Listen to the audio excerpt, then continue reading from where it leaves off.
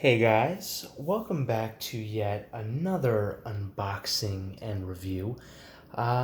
Today I'm a little bit excited because we are going into a brand that is the most widely purchased by the Swiss themselves, believe it or not, and it's a brand that has a lot of heritage.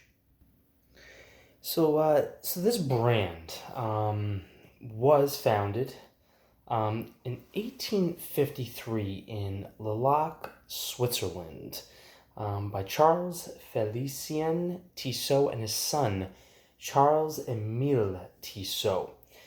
And really just a brand that has really come out with a lot of fantastic releases, including this one. And, really has a lot of great offerings between, of course, quartz and automatic, and the other kind of watch, which some of you may not be quite aware of, a mechanical hand wind.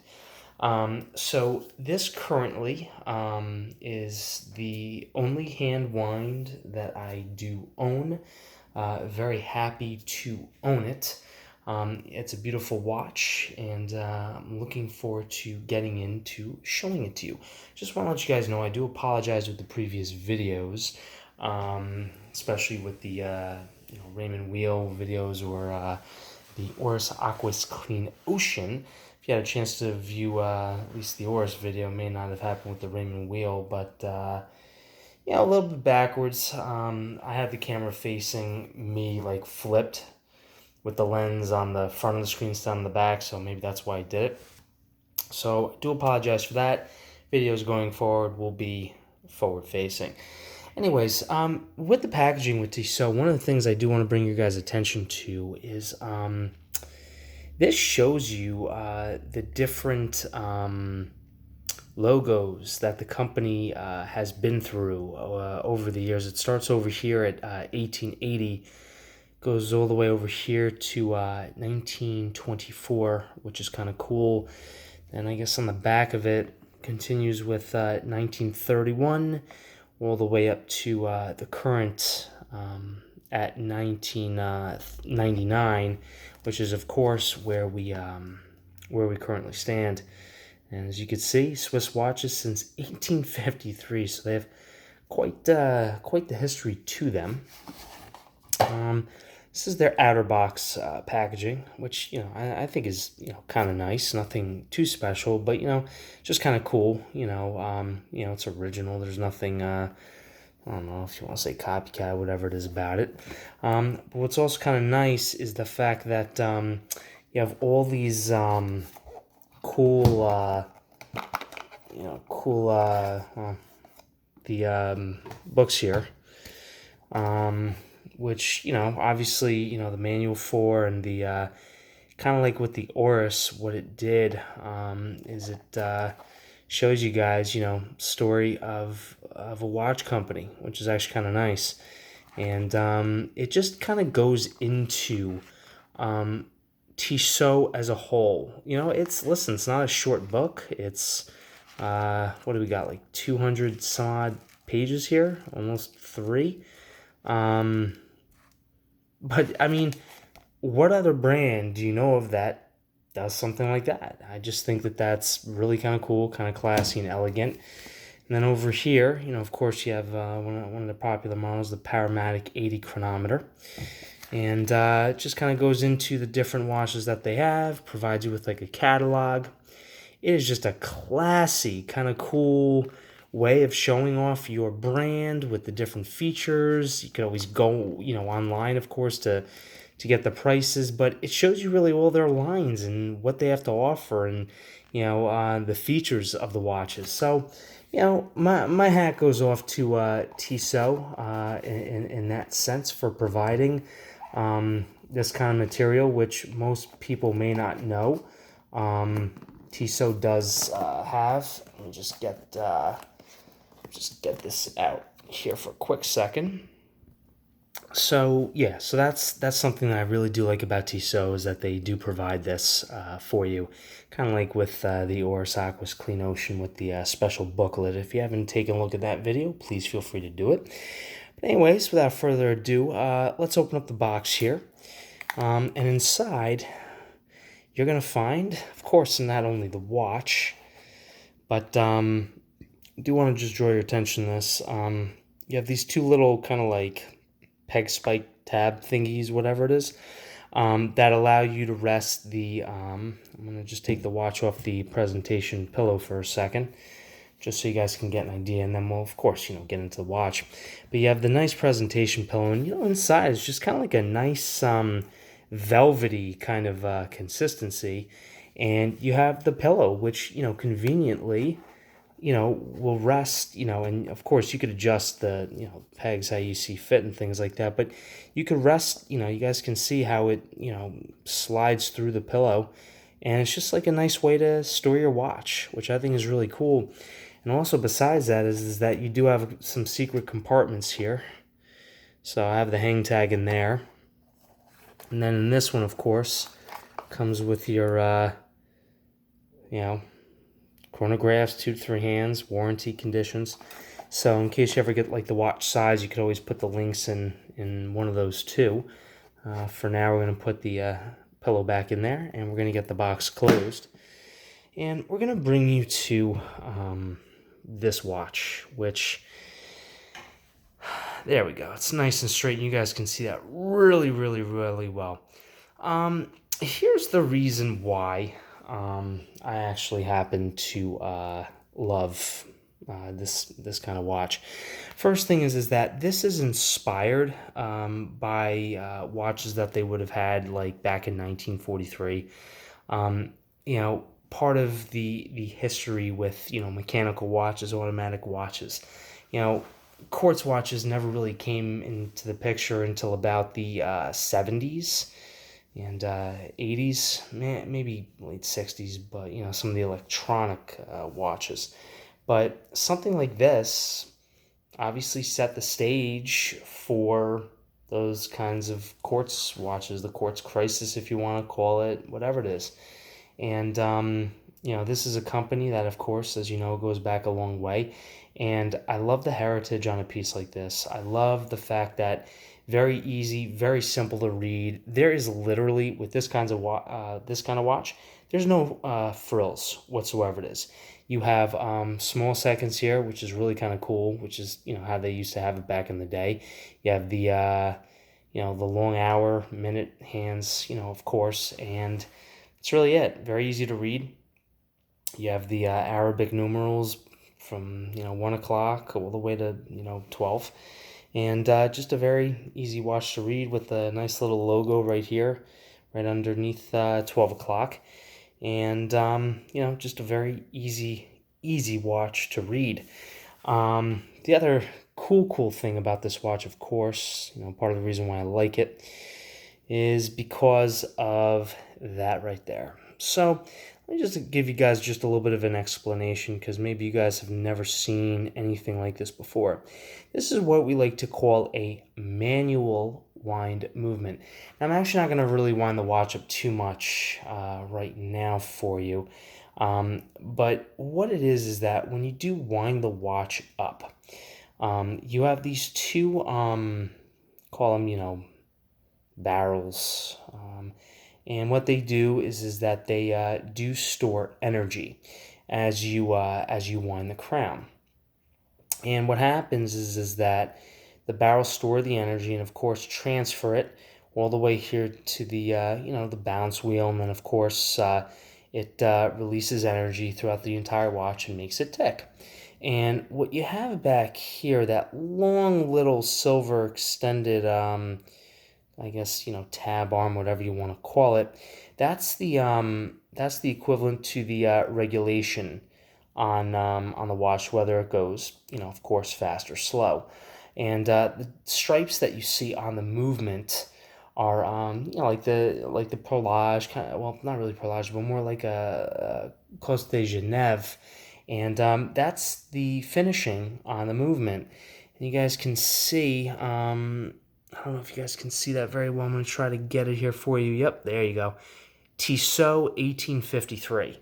Right there when the company was founded. This particular watch I know has 17 jewels, I believe, which is pretty much the minimum that a watch needs in order to operate.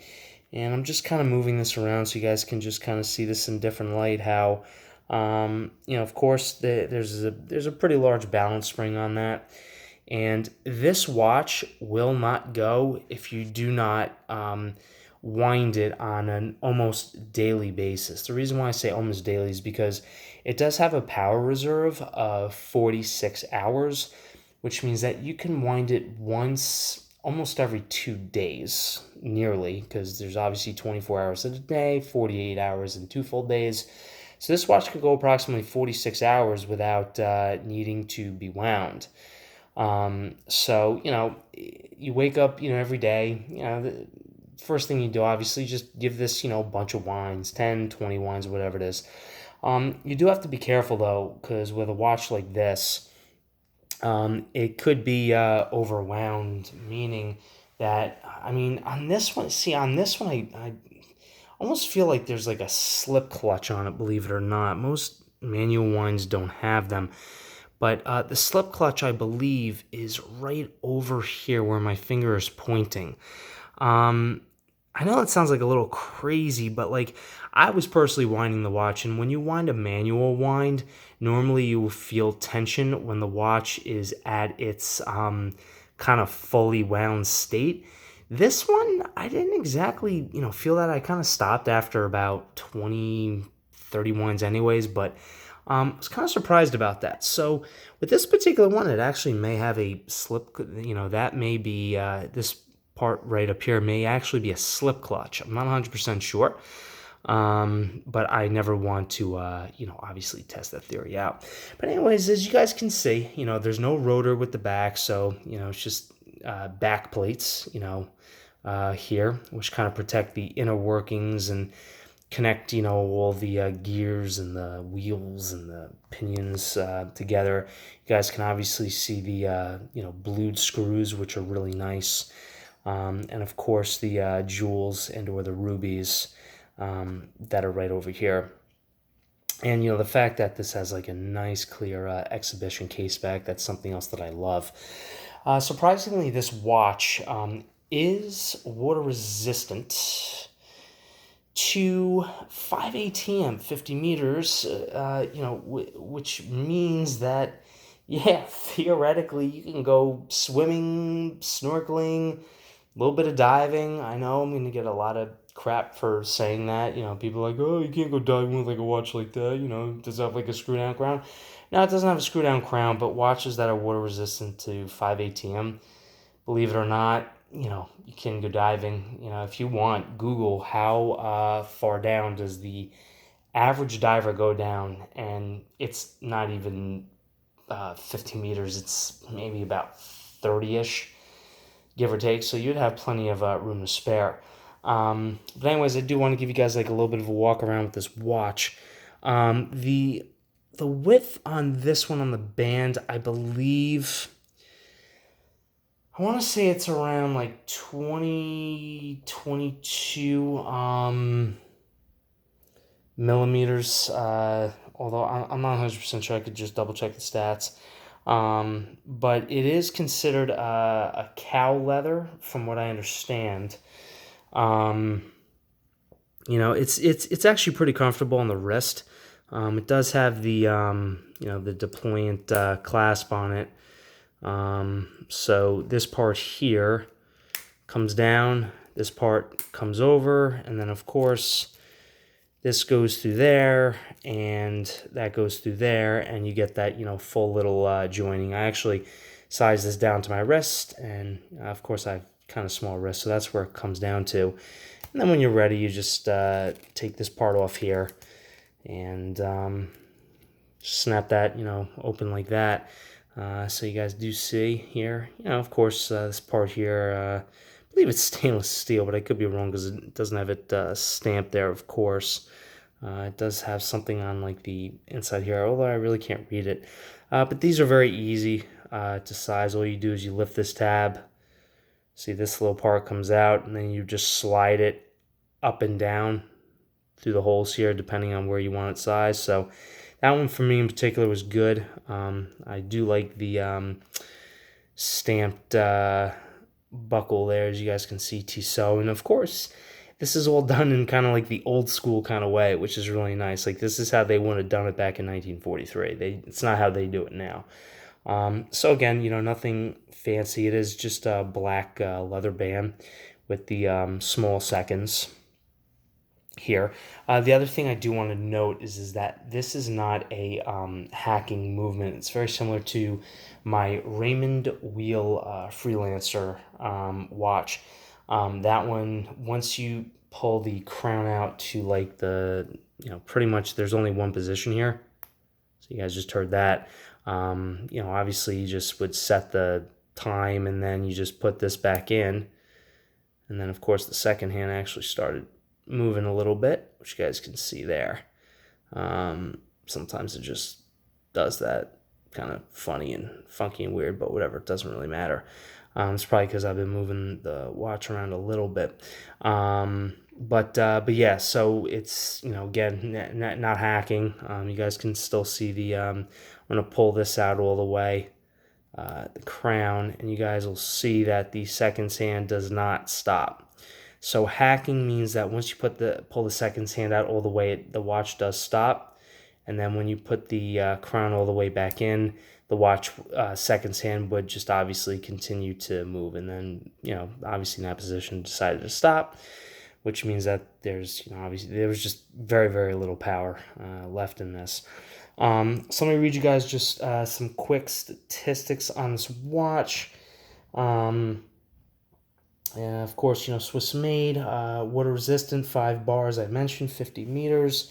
It is a 316L stainless steel case, which is the norm for the industry, and it does sit very comfortably on the wrist. I'll show it to you guys in just a second.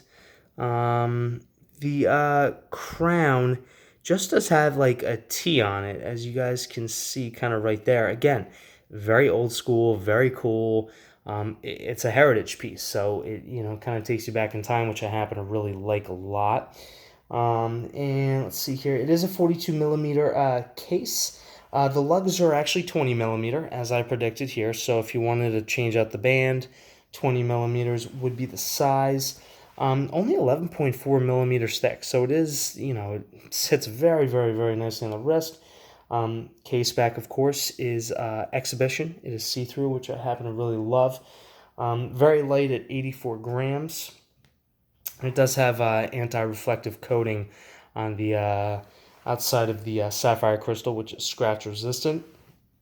The movement is the ETA 6498-1. So you guys do have to remember that Tissot is part of the Swatch Group, one of the greatest watch really manufacturers, and really helped us shape the Swiss watch industry. And they do have ETA movements with the Niverox hair springs, which is great. Just actually really cool.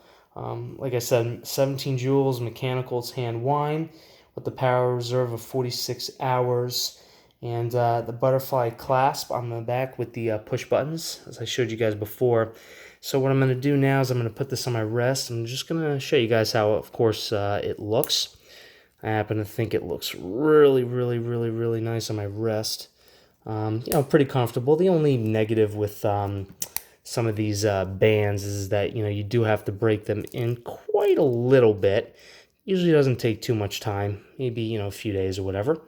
But anyways, that's the watch on my wrist. I may have to make a slight adjustment because it is a little warmer.